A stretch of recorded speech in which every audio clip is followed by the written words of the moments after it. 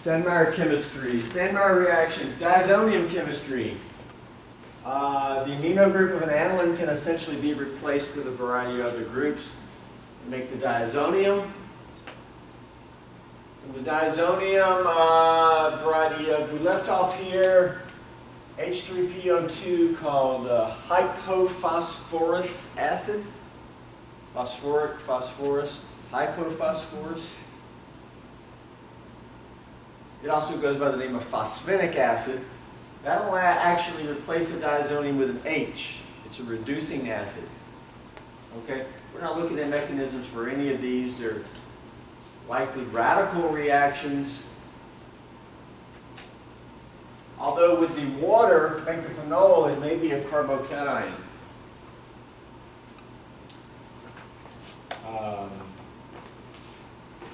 It's largely just a synthesis, a predictive product, a transformation. Did anybody try a mechanism for making a diazonium?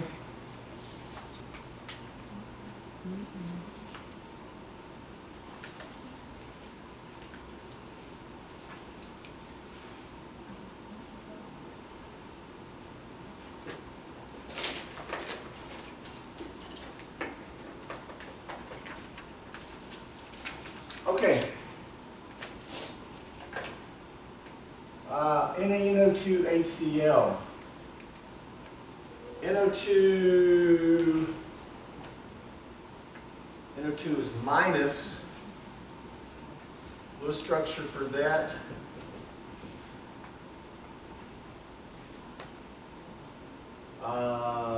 Lone pair here.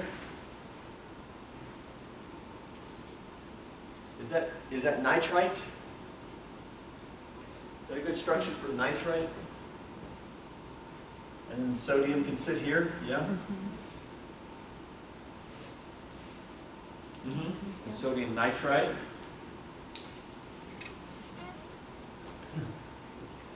With H plus, which from the acid, HCl, you can use a variety of acids here. In lab, you use sulfuric acid.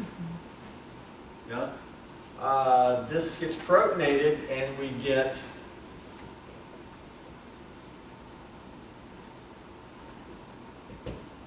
this here, everything neutral. What is this?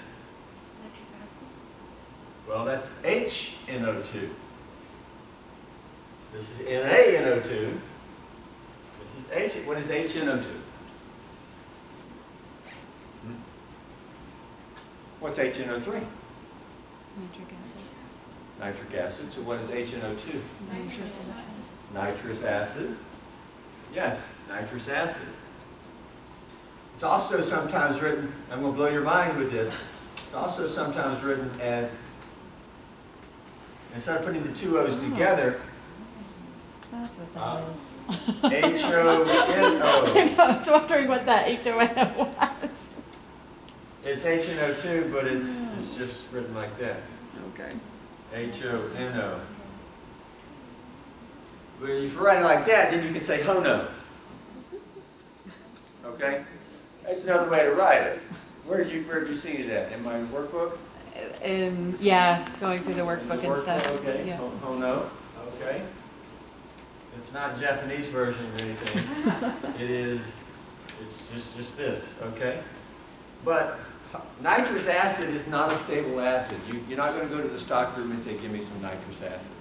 You can't store it, okay? Nitric acid you can store. Nitrous, no. But this sodium nitrite you can store. It's not stable. So we use it as the sodium salt, but then we just put the proton on whenever we want it. We do this in situ. We generate nitrous acid in the reaction from a more stable salt. Nitrite salts are stable. Nitrous acid is not.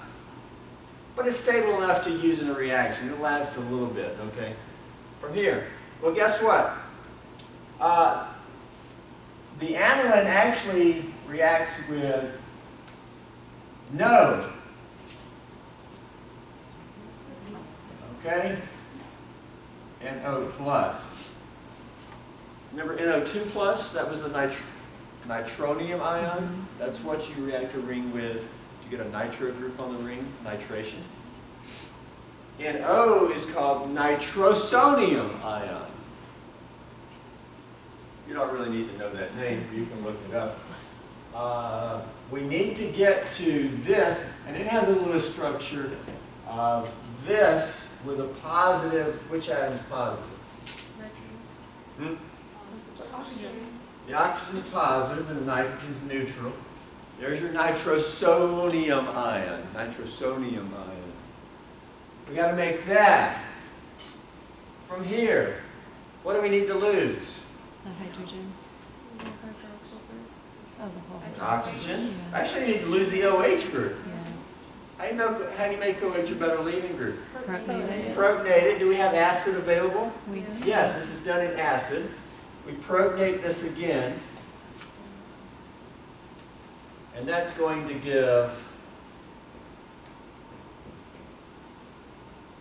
it's fixing to all come together here.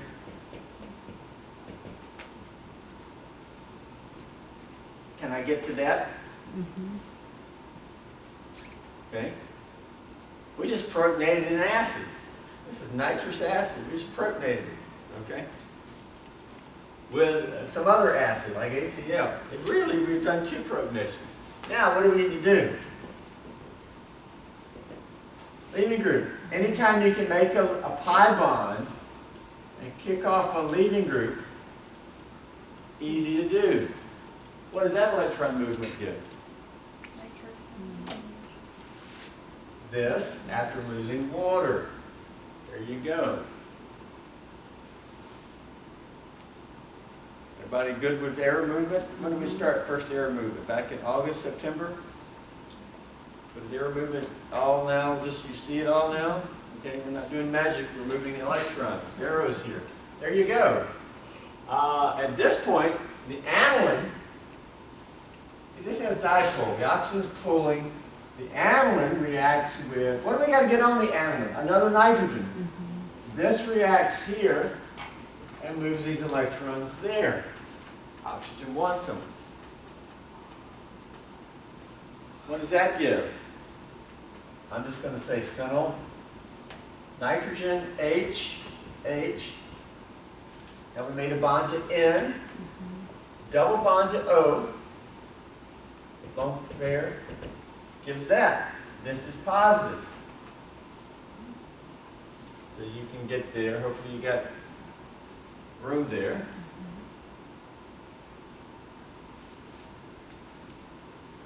From here, it's all just keep going. What do we need to do? What do we need to lose from here to get to the diazonium? Oxygen. The oxygen. It's very classical. It involves resonance and also taking care of the proton. Okay?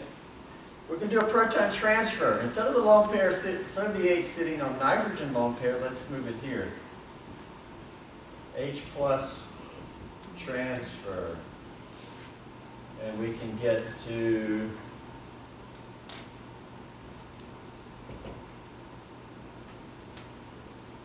double bond O with an H. One lone pair left positive there. Get to there. I'll move the H plus from the nitrogen lone pair to one of the oxygen lone pairs.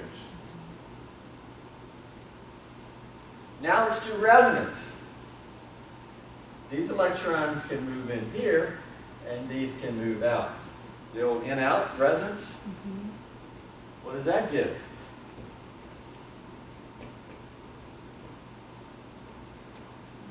Well, what's my arrow movement? What's now between the 2 nitrogens? Double bond. Double bond. Single bond. Now, what's on the oxygen?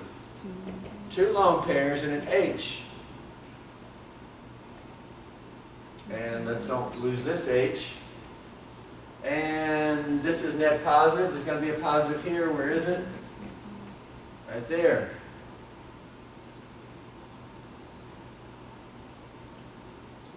Well, let's do another proton transfer to the oxygen. Okay?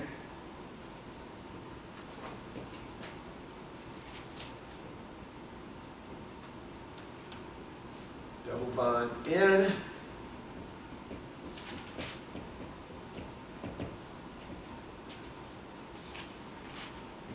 lone pair now here, there's a lone pair there, we didn't show it there. Yeah? Proton transfer?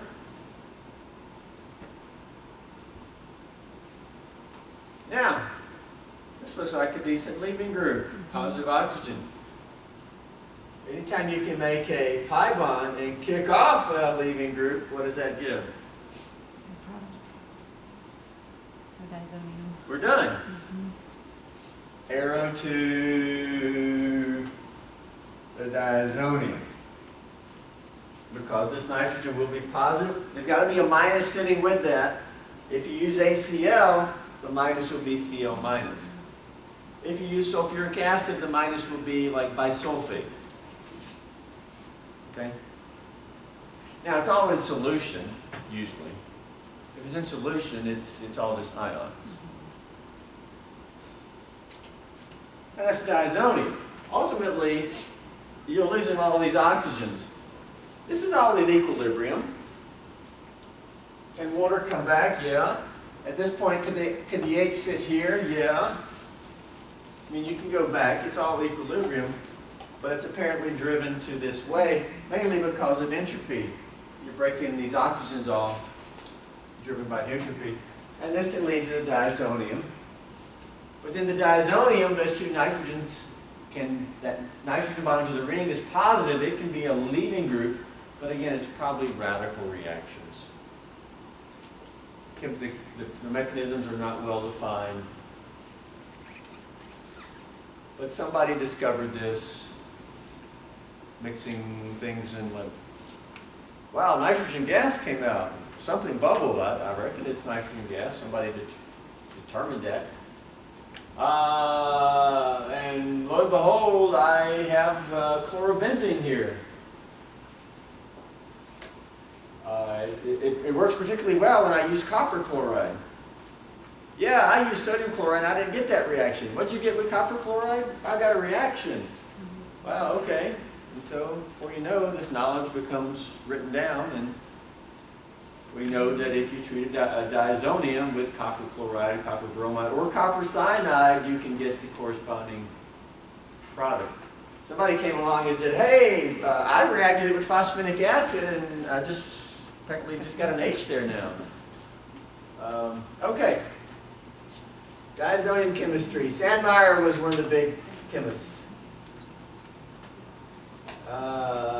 Nitroso, it's written down here, yeah? Nitroso ions. Sometimes written nitrosonium.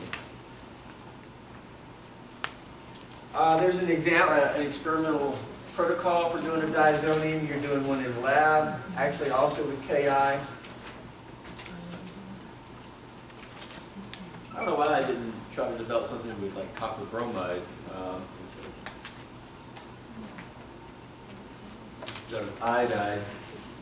I think at the time we didn't have any copper salts around, and potassium iodide is more readily available. Diazoniums, another reaction of diazoniums is a diazonium coupling reaction. Anybody have any questions about these reactions?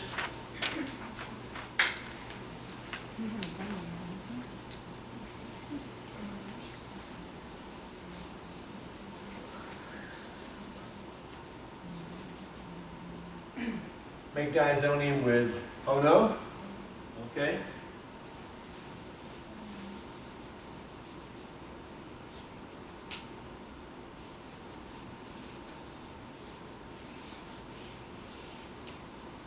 This mechanism we just did looked pretty darn straightforward after you saw it. Before you saw it, it might have will.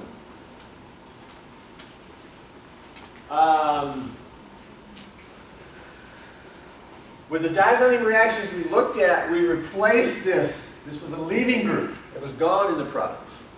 Nitrogen gas bubbled up. People, when you did diazonium in lab, did you see bubbling? Okay. We assume that's nitrogen gas, and indeed it's been proven. You would expect it. I mean, where did the N2 go?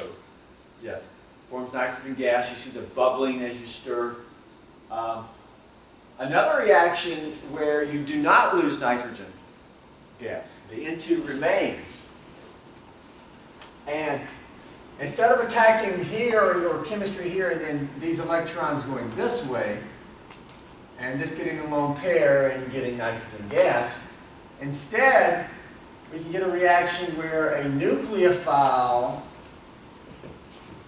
I'm going to show this very generically because this is a pi bond, but a nucleophile could add to here and kick these electrons this way. And if we did that, a positive nitrogen would get its electrons back, get a lone pair. Okay?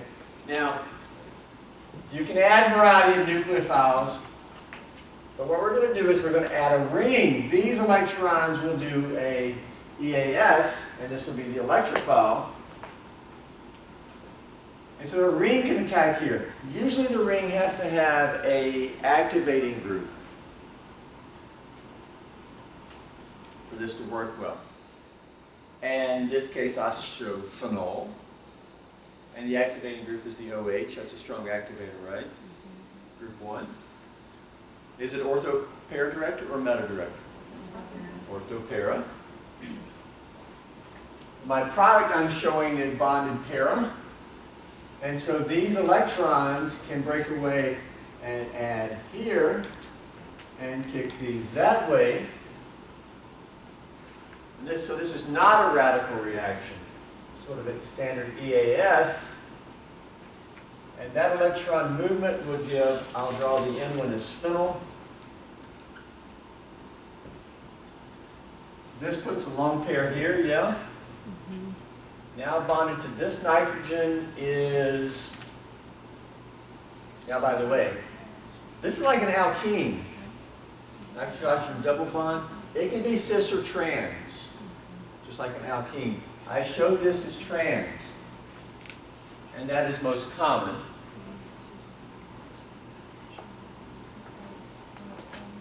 Okay? And so this is going to have the ring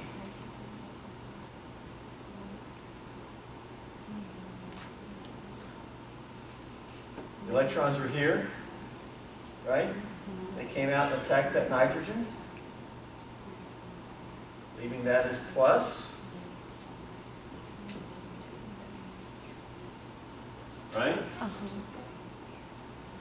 That's just a good old EAS, the pi bond attack, yeah. Why does it attack that nitrogen and not the carbocation part? Well, Like think about what you said. A carbocation is a carbon cation. Not carbocation, sorry, the nitrogen that has the The nitrogen cation. Yes. You want to, we can shorten that to a nication? I've never. But it's not a carbocation. It's not a carbocation. It's a nication. Because if we attacked here and did that way, you would still have a positive charge on that nitrogen. Okay. If you look at it.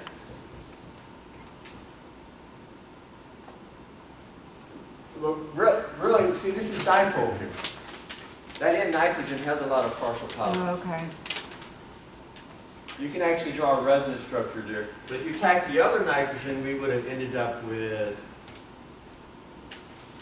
a ring here, however that would be. And then this would be minus, and that would be That's still plus. positive. I see. And this is an ugly looking structure. Since it's ugly, it's going to be high energy. Okay. Since it's high energy, the transition state leading to it is high. It's too high. The Okay. transition state leading to this is much lower Okay. because it's a nicer looking, and the reason it's nicer looking because there's no charge. Right. Standard bonding. Everything's more Here, stable. both nitrogens are both non-stable. Unstable. Okay. Right. So attack here and put the oxygen like that way. And we'll do more of that with carbonyl chemistry. And in resonance, okay, and you can do resonance and show how this is an ortho-para director. So, it's an EAS reaction where the ring is attacking this here instead of some other electrophile like we did in EAS. But the main thing here is, I won't continue there, these products, that's an OH over here, yeah? These products are dyes. And they're called diazo dyes because you got the two nitrogens. Okay? Why are they dyes? What does that mean? Highly colored. Why are they highly colored? We did UV vis in organic 1. Mm-hmm. Why are things colored? What? Things absorb in ultraviolet, not colored. What makes something colored? It's absorbing visible. Why would a molecule absorb visible? Yes, okay, that's why Bill Gates is rich. He has lots of money. Why in that region? Why would a molecule absorb in the region? Longer wavelength region? Conjugation. More conjugated, it moves lambda max into the visible. Does this look like a highly conjugated molecule? Yes. Yes. All this is conjugated, including the lone pair of the oxygen. These are highly conjugated. They absorb in the visible, that region. Okay, and these tend to be highly colored, often dyes. Okay? It's a very common type of dyes. You ever eat Doritos? What color are they? Orangey. Okay, it's because they put a dye in them to make them orange. Okay, it's not really cheese. Okay, it's orange dye. Okay, maraschino cherries. What color are they? Very red. Well, in real life, they're kind of dull, pinkish. But why are they red? We put a red dye in them because, that's good. Okay? Oh, red cherry is good. I don't like a pink, that's just not good, is it? Okay? So we like to put dyes in everything. Variety of these can be, this is solvent yellow 124. By the way, we call the dye in the cherry FDC 56 red or something. Okay, they all have names. Question? On the thing before this, would it be the X, or like the halogen, that would take the H? Yeah, if you balance this out, something needs to take an H from the ring. Yeah, and so if that was Cl, you're going to make HCl. Yeah, because you got to lose an H from the ring, right? Because there is an H here. Eventually something comes, takes it, electrons get moved back in. Yeah.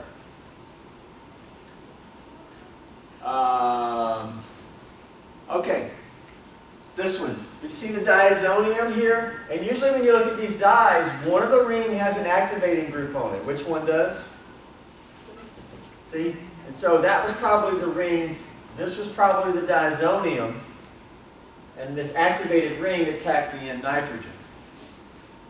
So, okay? Usually every time you see one of these. Over here, this is called sunset yellow. That's the one that's in Doritos. Okay? And they call it sunset because this is sort of the end of your life as you eat. As you eat the yellow dye. Because these dyes tend to be known, they're carcinogenic. Okay? Butter. Some butters put a yellow dye in there, and then popcorn. Fake butter on popcorn. It's yellow dye. Okay, you got to be careful what you eat. There was a place one time where it was a butter manufacturing plant, and all the workers were getting cancer. Okay. Now, when you eat it, you only eat a little bit. When they were working with it, they were exposed to a lot of it. Okay. There you go, FDC red number 4, yum, cherries. Okay? A little bit more complicated. Which ring has the activating group? This one, yeah. What type of director is that? Ortho-para? Yeah. I wonder how this ended up bonding ortho to it. Para position is blocked. Okay, now this is more than just one ring. With these sulfate groups on it, this is going to be more water soluble.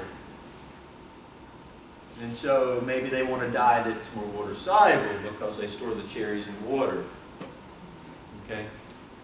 Now this one, this was a drug. You see the diazonium? Which ring has the strong activating groups on it? That one. Yeah. So it's probably made here. This was Prontosil. It was the first synthetic antibacterial. It's actually first a dye. And there was a chemist or a biochemist who was working with these dyes and found that they have antibacterial activity. I think it was a red dye. And I gave you in the handout, there's a story about this. Turns out that this was actually a prodrug. This molecule is not really the active molecule, but in the body, this gets cleaved, and don't draw this, you can look it up, but that gives, this becomes NH2 on the end, and this remains, what functional group is this? Learned in organic 1, sulfonamide? Yeah. In the body, this gets cleaved and becomes this, and this is the actual drug. And that's called sulfonamide. Sulfur drug. I'm sorry, not sulfonamide. Sulfonamide is the functional group. It's called sulfonilamide.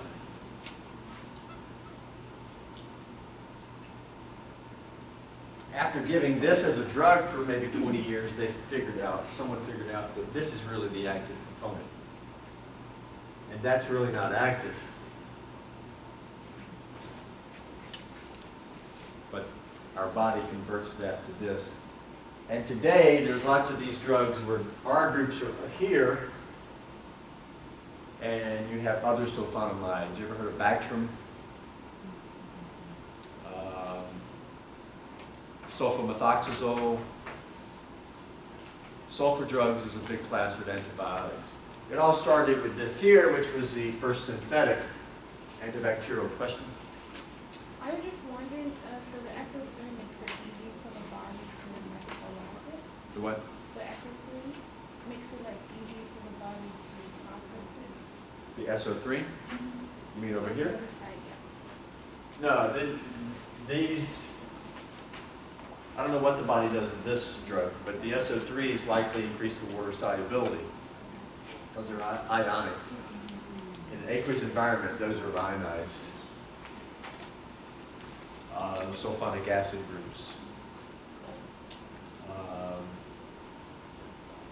Okay, here's one here, solid yellow 124. This is put in diesel fuel in Europe to make the fuel yellow, so they can tell diesel from gasoline. So there's the story of Prontosil. Actually treated President Roosevelt's grandchild, I think, who had a infection. Back then there was nothing, penicillin was kind of coming along at the same time. So the sulfur drugs and penicillin, you see, penicillin was more of a natural thing. Your sulfur drugs are purely synthetic, molecules that were just made in the lab. Can HNO2 react with like something other than H2? It could, I mean, Like, could it react with like there's a benzene, like something that doesn't have a nitro? yeah, you can react to the benzene ring. I mean, you're making the nitroso ion. Yeah, Rodney? Because I was trying to like look at it and I don't see how, if you don't have a nitrogen on the benzene to like react it with, how you would get that HNO2. Like, I don't know how you would draw How do you draw what? like the mechanism. I don't know how the, Mechanism for what? if, like if the HNO2 just reacted with the benzene, like without the nitrogen for it to attack. Again, I mean, anything can attack here. The nitrogen is the nucleophile. But any nucleophile can attack here. And when I say nucleophile, it doesn't have to be something with a lone pair. Can't alkenes also be nucleophiles? And the alkene attacks here and relieve carbocation. There's two types of nucleophiles we've seen in organic chemistry, typically something with a lone pair. That's more standard. But aren't alkenes also?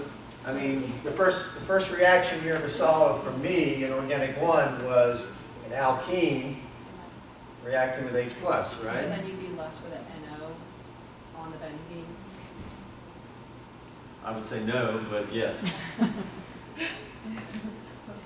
that's like, okay, it can just stay as NO on the benzene and not be, Uh-huh, instead of an NO2, yeah. you can have compounds with just an NO.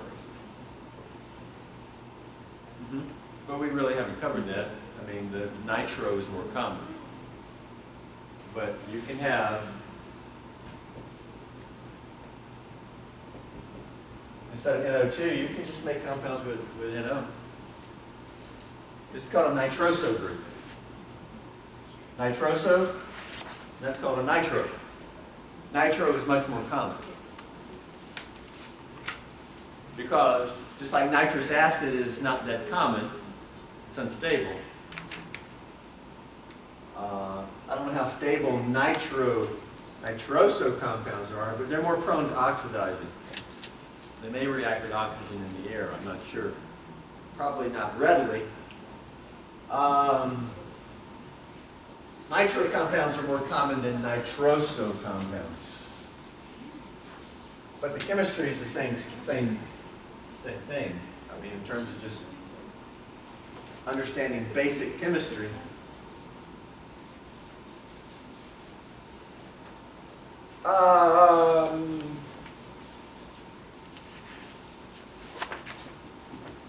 Okay, we'll see if there's any last questions on Wednesday for this material. Any things we haven't looked at. And again, there will be comprehensive spec on the test. And there will also be multi-step synthesis, which we didn't really look at today. We can look at a couple of those on Wednesday from that page.